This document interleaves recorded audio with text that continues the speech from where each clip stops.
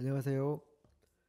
사회조사 분석사 2급 실기 필답형 강의 챕터 8 조사와 설계입니다. 강의 시작하겠습니다. 이번 강의 목차는 표본 프레임, 그다음에 표본 추출 방법, 확률적 표본 추출, 그다음에 비확률적 표본 추출, 표본 오차와 비표본 오차, 이렇게 강의가 진행됩니다. 첫 번째로 표본 프레임. 표본 프레임이란 무엇일까요? 표본 프레임의 의미. 표본 프레임이란 연구자가 조사하고자 하는 연구 대상, 범주에 들어가는 어떤 정보의 원천이다.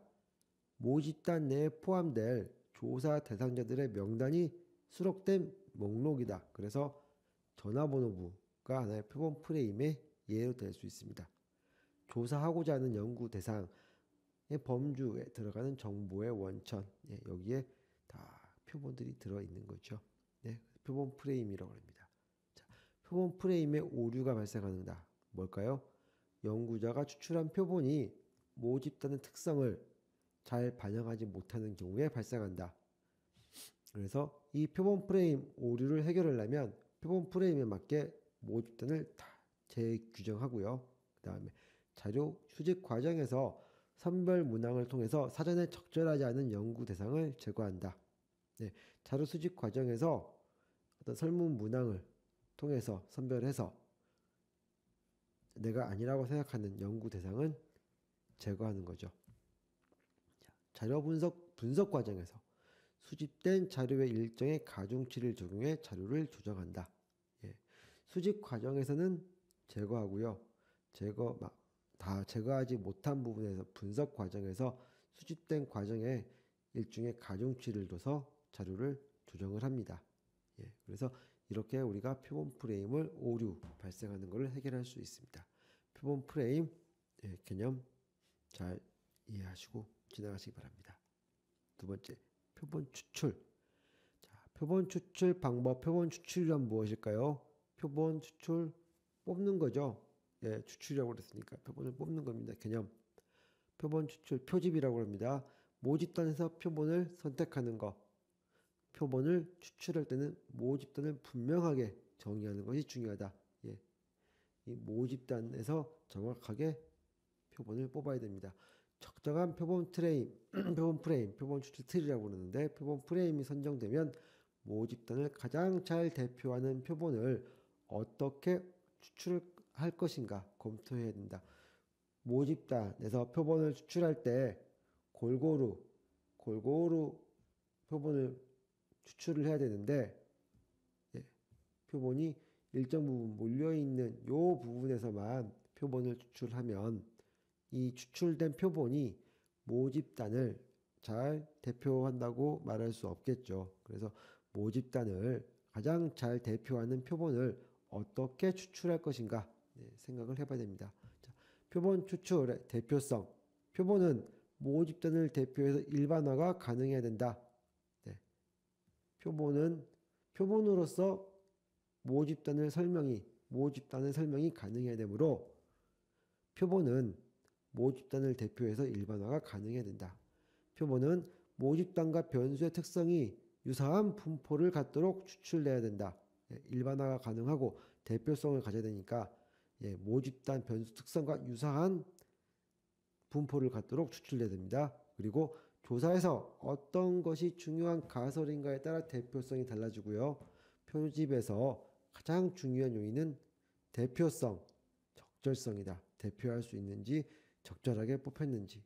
그래서 요 두 가지 대표성과 적절성 중요한 부분입니다. 표본 크기 결정 요인 이거 암기하셔야 됩니다. 표본 크기 결정 요인에 대해서 몇 가지를 쓰시오라고 꼭 나옵니다. 자료를 어떻게 수집할 것인지, 모집단의 동질성에 따라서 동질성이 높으면 표본 크기는 작아도 됩니다. 그리고 연구 목적, 조사 유형, 유의 수준으로 대변된 정확도, 조사 비용, 시간, 오차의 한계, 모집단의 표준 편차, 신뢰도, 모집단의 크기, 모집단 인구 특성, 변수의 개수, 범주의 수라고 하죠. 이렇게 많은 부분이 표본의 크기를 결정을 합니다. 그래서 표본 크기 결정 요인 몇 가지 적으라고 하면 요 중에서 자신 있는 거 몇 가지만 암기하셔가지고 시험장에 가셔서 외우시면 적고 나오시면 됩니다. 네, 표본 크기 결정 요인이었습니다. 자, 표본 추출 방법에서요. 확률적 표본 추출과 비확률적 표본 추출 방법이 있습니다. 그래서 이 확률적 표본 추출 방법과 비확률적 표본 추출 방법은 시험 문제에 나올 가능성이 매우 높습니다. 그래서 이 두 가지 반드시 암기하시고 또 나중에 확률적 표본 추출 방법 종류에 대해서 쭉 공부하시고 비확률적 표본 추출 방법에 대해서 쭉 공부하실 때 이 방법을 다 알고 계시면 이해하기가 한층 쉬워집니다. 자, 확률적 표본 추출 방법.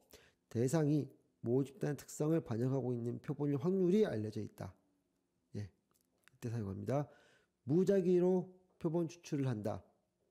무작위로 표본 추출을 합니다. 그리고 구성원들의 명단이 기재된 표본 프레임, 표본 틀이 있다.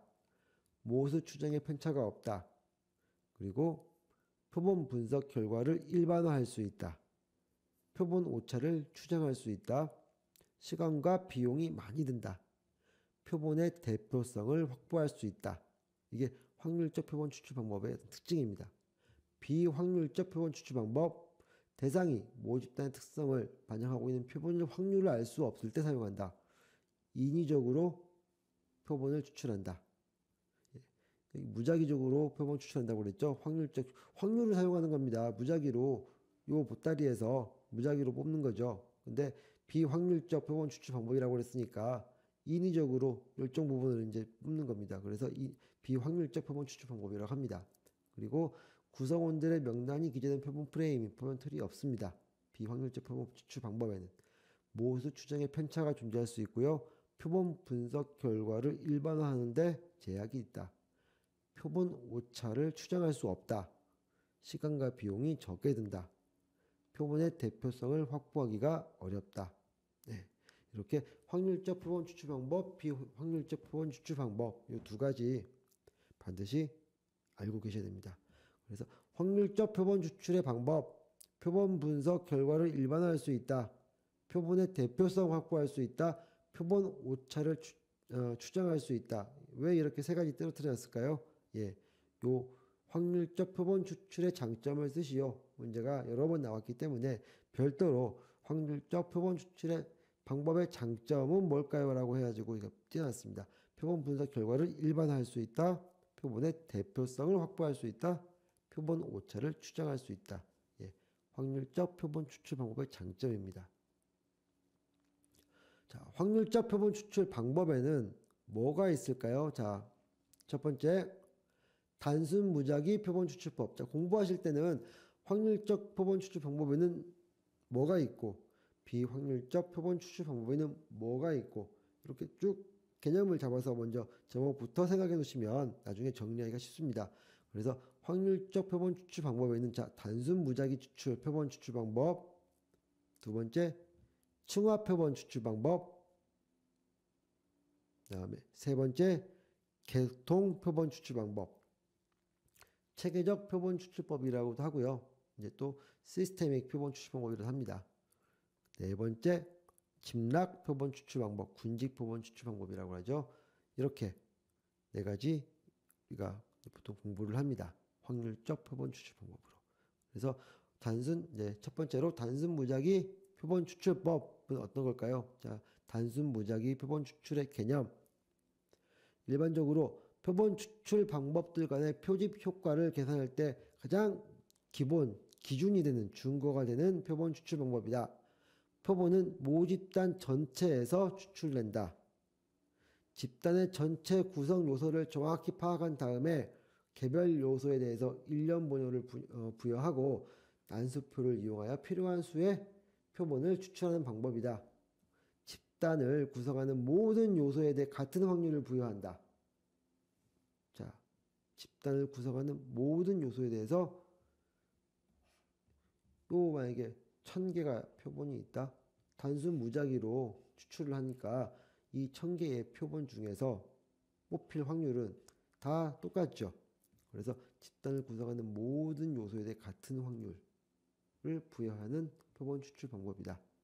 그리고 모집단 전체에서 그리고 표본 추출 방법들과 어떤 표집 효과를 계산할 때 가장 기준이 되는 걸로 표본 추출 방법입니다. 그래서 일반적으로 표본 추출 방법들 사이에 이 표집 효과를 어떤 것이 표집 효과가 좋냐라고 했을 때 단순 무작위 표본 추출 방법은 가장 그 중에서 단순 무작위 표본 추출 방법을 기준으로 하고 뭐 이것보다 높다, 낮다 뭐 이렇게 제가 정의를 합니다. 그래서 중과가 되는 표본 추출 방법이다. 자, 장점. 이론적으로 모집단을 대표하는 가장 적합한 표본이 추출된다. 모집단에 대해서 자세히 알 필요가 없다. 표본 추출 자료를 분류하거나 오차를 계산하기 쉽다. 아까 확률적 표본 추출 방법의 장점, 오차 계산하기가 쉽다고 그랬죠. 오차 계산할 수 있다. 자, 단순 무작위 표본 추출의 단점으로는 뭐가 있을까요? 크기가 동일한 표본인 경우에 층화 추출 방법보다 오차가 크다. 조사자가 모집단에 대해 알고 있는 것을 활용할 수 없다. 모집단의 수가 적으면 표본으로 추출될 가능성이 낮기 때문에 표본의 크기가 커야 된다. 그리고 시행하기가 어렵다. 이게 단순 무작위 표본 추출 방법의 단점입니다. 그래서 단순 무작위 표본 추출 방법의 어떤 장단점에 대해서 적으시오. 이렇게 이제 시험 문제가 나옵니다. 그래서 장점으로는 가장 적합한 표본이 추출된다. 모집단에 대해서 알 필요 없고 오차 계산하기 쉽다. 단점으로 층화 추출보다 오차가 크다. 모집단에 대해 알고 있는 것을 활용할 수 없고 모집단의 수가 적으면 표본으로 추출될 가능성이 낮기 때문에 표본은 무조건 커야 된다. 예, 이렇게 됐습니다. 두 번째, 층화 표본 추출법. 층화 표집법. 층화 표본 추출법 뭘까요? 모집단을 특정한 기준에 따라서 서로 다른 소집단으로 나누고요. 특성에 따라 기준에 따라서 특정한 기준에 따라서 나눕니다. 그리고 이들 각각의 소집단으로부터 빈도에 따라 일정한 수의 표본을 무작위로 추출합니다. 무작위로 추출하는 것은 무작위 표본 추출 방법과 같은데 그냥 모집단에서 무작위로 뽑는 게 아니라 서로 상이한 소집단으로 나눠서 각각의 빈도에 따라서 이제 무작위로 추출하는 거죠. 그래서 모집단이 동질적이면 이질적인 경우보다 표본 오차가 더 작은 표본을 추출할 수 있다는 논리 기초에서 추정값의 오차를 감소시켜 대표성을 높인다. 네. 모집단이 동질적이면 동일한 어떤 성격을 가지고 있는 집단을 상이하게 나눈다고 그랬잖아요. 그래서 동질적이면 이게 막 다른 거 섞여 있는 경우보다 표본을 뽑을 때 표본 오차가 더 작은 표본을 추출할 수 있기 때문에 이런 논리에 기초해서 대표성을 높이기 위해서 이렇게 층화 추출 방법을 사용하는 겁니다. 이해 가시죠? 그래서 모집단을 여러 개의 상호 독립된 동질적인 층으로 나누어서 각 층별로 단순 무작위 추출법을 적용해서 표본 선정. 각 층에 대한 정확한 정보가 필요하다. 예. 여기는 어떤 집단이 돼 있고 여기는 어떤 집단으로 묶여져 있고 이런 부분들에 정확하게 이제 정보를 알아야겠죠. 그리고 단순 무작위 추출에서 얻어진 표본보다 표본의 대표성을 높일 수 있다. 예. 표본의 대표성, 동질적일 때 표본의 대표성이 더 높다. 높은 대표성을 높이기 위해서 사용했으니까 예. 단순 무작위 추출보다는 표본의 대표성을 훨씬 더 높일 수 있는 방법이죠.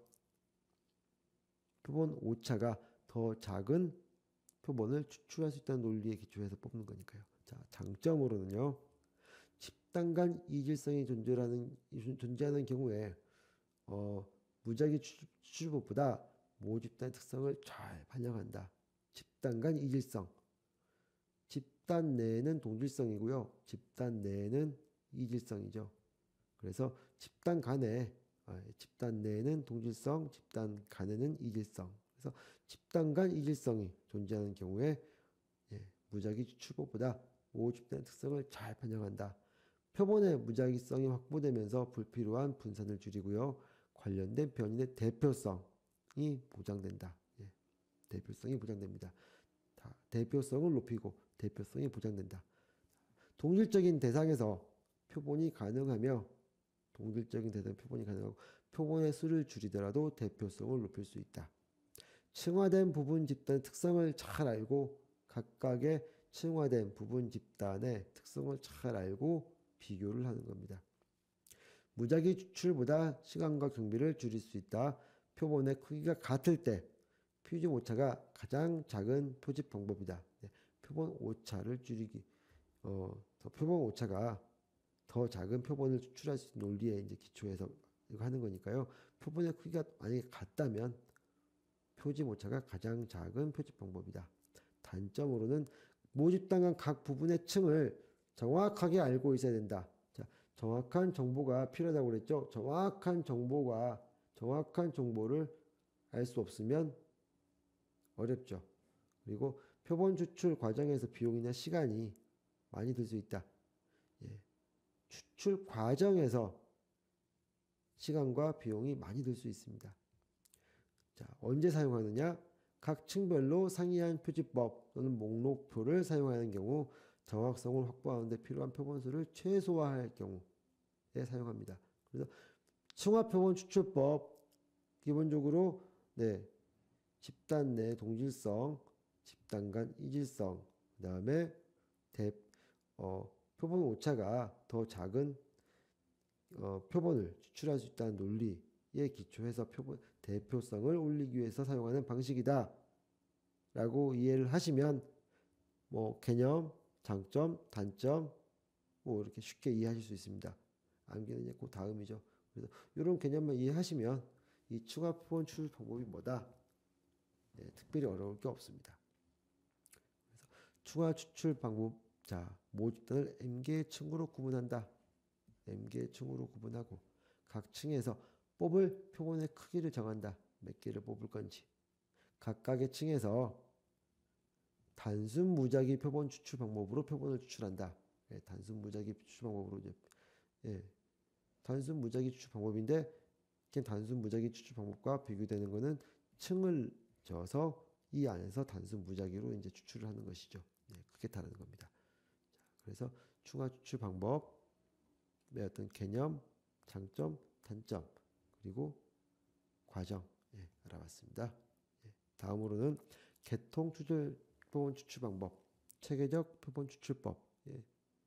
말이 이게 개통 표본 추출법, 개통이 뭘까라고 했을 때 이해하기 어렵지만 체계적 표본 추출법이라고 생각하시면 아마 이해하기가 편하실 겁니다. 개통 표본 추출의 개념은요.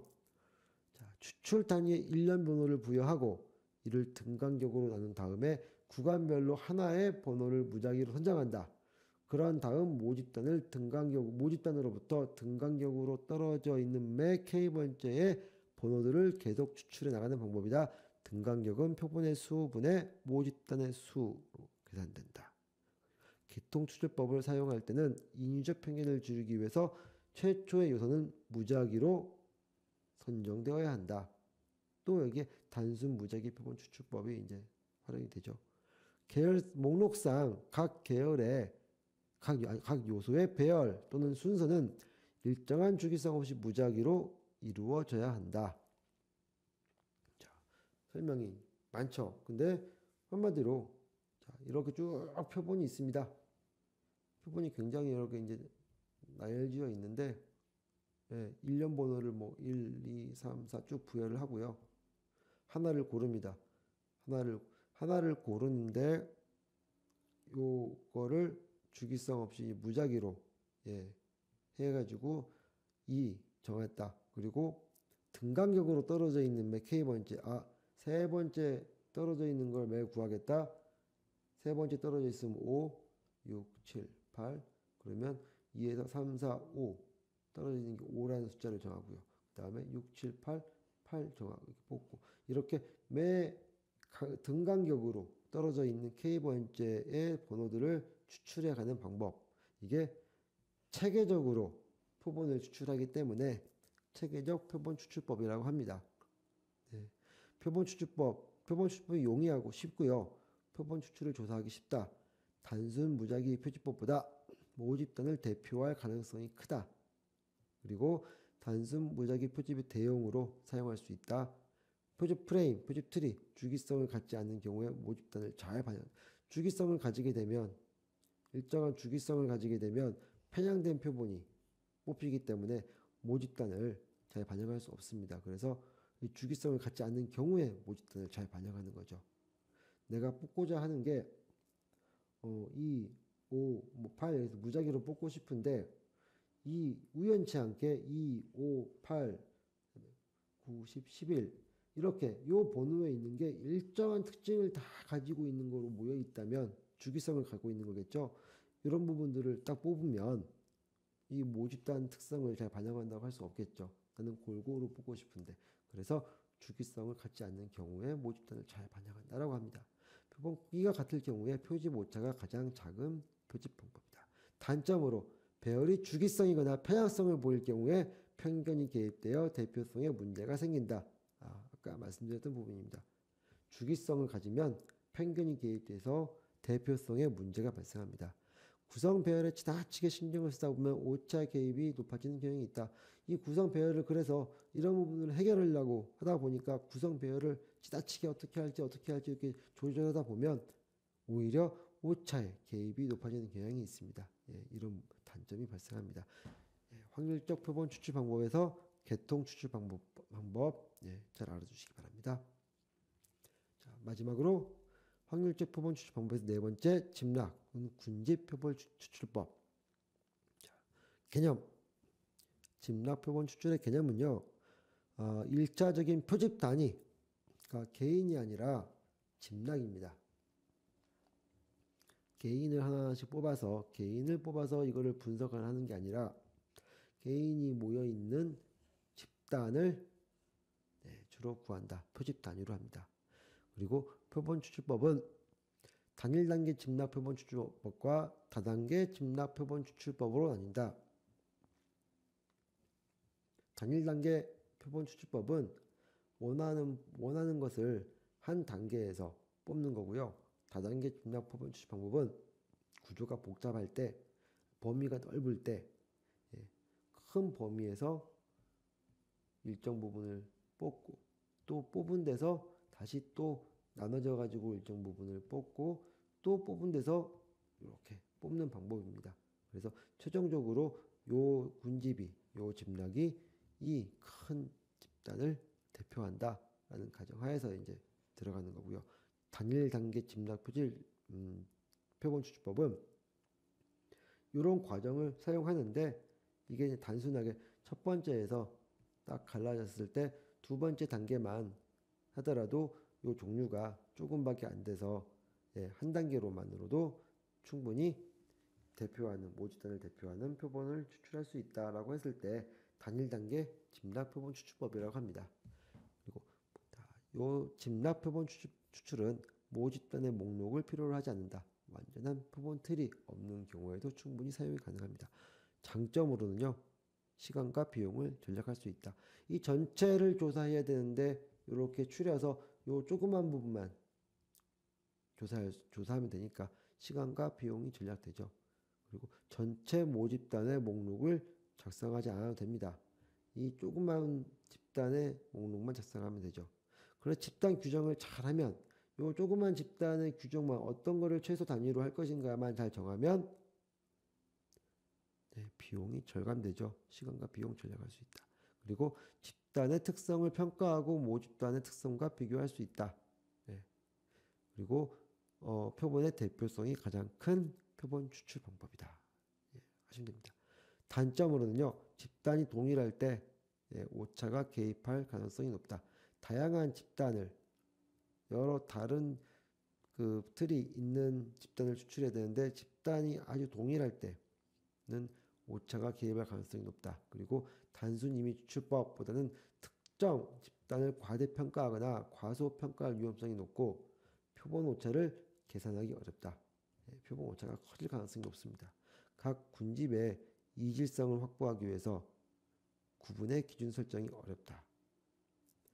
각 하나의 군집에 다양한 그 집단, 다양한 그 이질성이 있는 그 표본이 들어가 있어야지 큰 표본집, 요 모집단을 대표할 수 있는 게 우리가 분석을 할 수 있는데, 집단 내 요게 너무나 동일한 사람으로만 구성이 돼 있다면 이 큰 모집단을 대표할 수 없겠죠. 그러니까 이 집단의 내의 구성원들이 다양해야지만 이거를 표본으로 선정을 해서 우리가 분석을 할 수 있는데, 그래서 집단이 동일할 때는 오차기의 가능성이 높다고 합니다.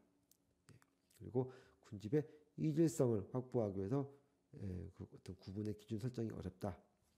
우리가 집락 군집 표본 추측 방법의 절차는 어떻게 되냐? 모집단을 상호 배타적인 소집단으로 나눈다. 예. 같은 게 아니라 서로 다른 그다음에 그렇지만 모집단을 다 포함하는 그런 그 소집단으로 나눈다. 그리고 일정 수의 소집단을 무작위로 표본 추출한다. 이 중에서 무작위로 어떤 한 집단을 표본 추출합니다. 그리고 추출된 소집단 내 구성원을 모두 조사한다. 근데 이 추출된 소집단 내 구성원들은 아주 최소 단위로 되는 거죠. 그래서 이 구성원들을 모두 조사한다. 집락표본 추출 사례, 지방 공무원들에 대해서 연구할 때 전국 지방자치대 공무원들을 다 조사할 수 없으니까 명부를 작성하여 모집단을 확인하는 일이 매우 힘들다. 이러한 경우에 집락표본, 군집표본 추출을 활용해서 우리가 대규모 지방자치단체, 소규모 지방자치단체, 그보다 더 좀 작은 지방자치단체 이렇게 나눠가지고 우리가 표본을 추려서 연구에 활용합니다. 확률적 표본 추출 방법에서 이거 많이 나옵니다. 충합 표본 추출법과 집락 표본 추출법의 비교를 하시오. 아니면 충합 표본 추출법과 집락 군집 표본 추출법의 공통점과 차이점을 기술하지요. 이렇게 나옵니다. 공통점. 지금까지 저희는 확률적 표본 추출 방법만 지금 공부하고 있습니다. 그래서 공통점 확률 표본 추출법. 모집단의 모든 요소가 추출될 확률이 동일하다. 그 다음에 소집단을 세분화한다. 층화는 이렇게 세분화했죠. 자, 차이점에서 나오죠. 층내 동질, 층간 이질. 층내는 동질성. 그 다음에 층간에는 서로 다른 이질성. 그리고 모든 부분 집단에서 표본을 추출한다. 여기서 조금 추출하고 그러죠. 자, 집락 표본 추출 방법은요. 집단 내에는 서로 이질적인 요인 그 단위들이 들어가 있고요. 집단을 구성하는 구성원들은 다 이질적이 되는 거죠. 하지만 집단 간은 다 동일한 동질성을 가진 집단입니다. 그래야지만 큰 모집단을 세분해서 하나의 집단을 우리가 분석을 했을 때 이 분석이 모집단을 대표하는 거니까 요 집단과 요 집단은 동질성을 가져야겠죠. 그래서 집단과는 동일하고 집단 내에는 이질하다. 그리고 분화된 하나의 집단에서 표본을 추출한다. 아까 층화 표본 추출은 이렇게 층을 지어서 각각에서 표본을 추출했잖아요. 근데 이 집락은 마지막으로 선택된 하나의 제일 작은 집단에서 표본을 추출합니다. 단순 무작위 추출법보다 표본을 표집하기가 더 쉽다. 제일 작게 해가지고 이제 표본을 추출하는 거니까 단순 무작위 추출법보다 표본을 표집하기가 더 쉽다. 요 층화 표본 추출법과 집락 표본 추출법의 공통점과 차이점 알고 계셔야 됩니다. 자, 비확률 표본 추출 방법. 비확률적 표본 추출 방법. 뭐가 있을까요? 편의 표본 추출법. 자, 확률적 표본 추출 방법도 말씀드렸지만 비확률적 표본 추출 방법도 뭔지 알아놓으셔야겠죠. 그래서 편의 표본 추출 방법, 판단 표본 추출 방법, 할당 표본 추출 방법, 그 다음에 눈덩이 표본 추출 방법. 이렇게 우리가 일반적으로 네 가지를 이야기를 합니다. 비확률적 표본 추출 방법에서 편의 표본 추출 방법이 있습니다. 자, 편의 표본 추출 방법의 개념은요, 특정한 기준 없이 임의로 표본을 그냥 선정하는 방법이다. 그리고 연구자의 어떤 편의에 따라서 표본을 선정하므로 우연 표본 추출이라고 합니다. 편의 포집으로는 어떤 편의 포집으로 수집된 자료를 할지라도 때에 따라서 유용한 정보 제공할 수 있습니다. 그래서 유용한 정보를 제공할 수 있기 때문에 아이디어, 대안, 아니면 갓을 추출을 위한 탐색적 연구, 아니면 질문지 어떤 사전 검사 이렇게 이제 활용됩니다.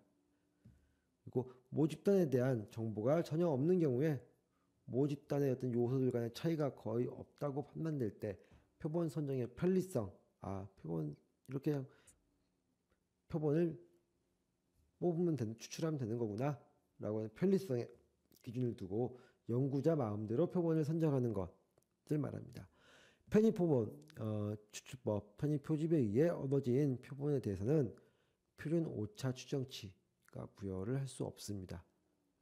그냥 편의에 따라서 표본을 선정한 것이기 때문이죠. 그래서 이런 경우에 이제 사용합니다. 우리가 판단 표본 추출법, 유의 표본 추출법이라고 있습니다. 판단 표본 추출법의 개념은요, 모집단의 의견을 반영할 수 있을 것으로 판단되는 특정 집단을 표본으로 선정하는 방법이다. 연구자의 주관적 판단에 크게 좌우된다.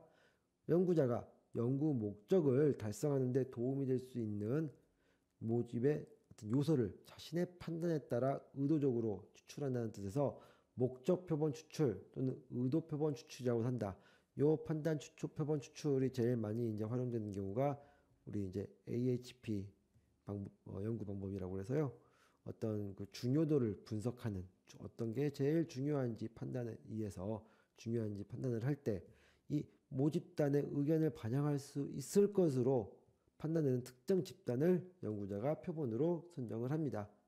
하지만 이런 부분들은 이제 연구자의 주관적 판단이 크게 좌우되죠. 판단 표본 추출 방법이었습니다. 할당 표본 추출 방법은 뭘까요? 모집단의 범주별 특성을 알고 그 특성의 비율에 맞춰서 각 집단 내에서 할당된 수만큼의 표본을 추출하는 방법이다. 할당 표본 추출 방법 그렇습니다. 모집단의 범주별 특성을 알고 그 특성의 비율에 맞춰서 집단 내에서 할당된 수만큼의 어떤 표본을 추출하고요.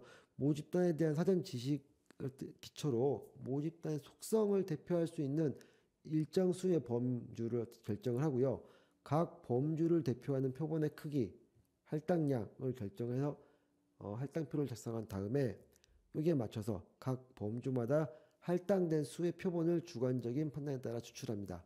그래서 명확한 표본 프레임이 없더라도 사용할 수 있는 할당 표본 추출법은 선거와 관련된 조사 또는 일반적인 여론조사에서 많이 활용됩니다. 요 유의할 점은요. 할당 표본 추출의 유의점. 할당된 응답자 비율이 정확해야 되고요. 모집단의 구성 비율이 가장 최근의 것이 됩니다. 그리고 표본의 구성 요소를 선정할 때 조사원의 편견이 이제 개입될 우려가 있기 때문에 통제를 적절하게 해줘야 됩니다. 장점으로는 집단 분류 어떤 기준을 잘 설정하면 모집단의 특성을 잘 반영할 수 있습니다. 모집단에 대한 사전 지식이 필요하지만 또 개별적인 연구의 대상 정보는 필요 없고요. 동일 크기의 어떤 무작위 표본 추출법보다 적은 비용으로 표본을 추출합니다. 각 계층을 적절하게 대표하는 효과가 있을 수 있다. 할당 표본 추출은. 단점으로는요. 무작위 추출로 인해서 결과를 일반화하는 데 문제가 있다. 무작위로 추출해서요. 연구자의 편견이 개입돼서 분류 오차 발생 가능성이 높고 표본이 지닌 어떤 특성의 분포가 모집단의 분포와 같더라도 반드시 표본이 모집단을 잘 대표한다고 할 수 없다. 일반화가 어렵고 표본 오차 커질 가능성이 높다. 할당 표본 추출 방법입니다. 눈덩이 표본 추출, 스노우볼 표본 추출이라고 합니다. 자, 눈덩이 표본 추출의 개념. 소수의 인원을 표본으로 추출해서 조사합니다. 그리고 요 주변 사람들을 활용해서 조사하는 거죠. 나 이것 좀 해줘, 이것 좀 해줘, 이런 식으로 사회적 연결망을 이용한 표본 추출 방법. 내가 아는 사람, 내 네트워크 활용해서. 그래서 희귀한 사건이나 현상에 대해서 조사할 때 주로 많이 사용하고요. 왜? 이 희귀한 사건을 경험한 사람은 일반적이지 않으니까 요 동용 종류의 희귀한 사건을 겪어본 사람들이나 현상에 대해서 연구해 볼 때 그거를 경험해 본 사람들을 소개해 주세요, 소개해 주세요, 연결시켜서 조사하는 부분들. 그래서 추출된 표본은 같은 지역, 동료, 동년배 비슷한 성향 이런 다양한 요인에 의해서 결정되므로 확률적 격려보다는 비확률적 추출에 의한 것으로 볼 수 있으며 통계적 추론을 할 수 없다. 요 장점, 사생활 보호할 수 있다. 비용 절감 및 시간 전략 가능하다. 어떤 조사받는 사람의 개인적인 네트워크를 활용하므로. 단점, 초기에 추출하는 게 어렵다. 예, 앞서서 말했지만 희귀한 사건, 현상에 대해 조사할 때 쓰니까 초기 추출이 어렵습니다. 그리고 피조사자를 활용하는데 한계가 있죠. 표본의 대표성에 당연히 의문이 있어서 일반화하는데 어려움이 있습니다. 자, 할당 표본 추출법과 층화 표본 추출법 비교. 둘 다 뽑는 거죠. 층을 만들어서 할당을 해서. 자, 비슷한 점. 모집단을 동일적인 특성을 가진 몇 개의 집단으로 구분해 가지고요. 각 집단별로 표본을 추출한다. 이거는 비슷하죠. 차이점. 할당 표본 추출은 자기적 표본 추출. 이만큼 뭘 뽑아야겠다라는 자기적 표본 추출. 층화 표본 추출은 무자기적 표본 추출. 뽑혀질 확률이 다 같습니다. 무자기적 표본 추출이라고 합니다. 그래서 이 할당 표본 추출과 층화 표본 추출의 유사점과 차이점을 기술하라. 예, 이렇게 나오면 이렇게 쓰면 됩니다. 할당 표본 추출과 층화 표본 추출 동질적인 모집단을 동질적인 특성으로 몇 개 집단으로 가른다. 하지만 할당 표본 추출은 자기적 표본 추출, 층화 표본 추출은 무자기적 표본 추출이다. 예, 이렇게 하시면 됩니다. 표본 오차라는 게 있습니다. 자, 표본 오차는 뭘까요? 표본을 뽑을 때 오차가 발생하는 거겠죠. 표본 오차. 표본 오차의 개념, 표본 추출 분포가 정상임을 전제로 생기는 오차이다.